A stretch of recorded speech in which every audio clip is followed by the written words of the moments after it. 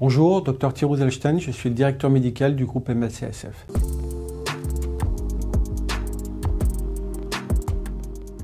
En médecine générale, de par un effet volume, le nombre de réclamations concernant nos sociétaires est comme toujours important. Mais le taux de mise en cause reste très limité, fort heureusement.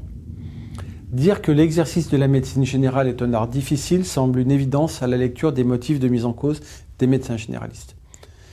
Celui-ci est amené à prendre en charge des pathologies aiguës ou chroniques, à porter des diagnostics, assurer le suivi de patients, à accompagner ou orienter selon les pathologies.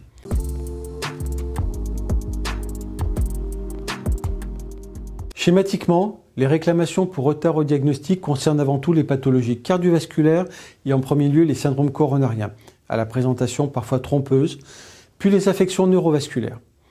Le médecin généraliste se voit également de plus en plus souvent mis en cause dans le suivi d'un patient en post-opératoire, ayant à gérer la sortie d'une prise en charge ambulatoire, ce qui n'est pas sans problème, notamment dans la gestion des anticoagulants ou face à la survenue d'une infection.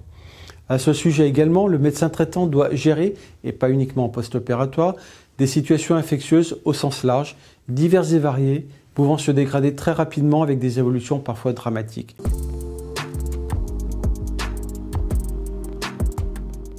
On n'insistera donc jamais assez sur la nécessité d'une surveillance rapprochée, de réévaluer régulièrement le patient et bien entendu de transférer celui-ci au moindre doute.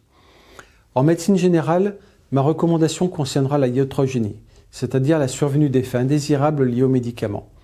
De plus en plus, les médecins traitants sont confrontés à des complications de ce type, parfois difficiles à prévoir ou appréhender, les interactions médicamenteuses étant multiples et nombreuses. On ne peut qu'inciter nos confrères à toujours plus de vigilance dans leurs prescriptions, notamment lorsque celles-ci comportent de nombreux médicaments ou dans le cas de l'utilisation d'un nouveau traitement par exemple.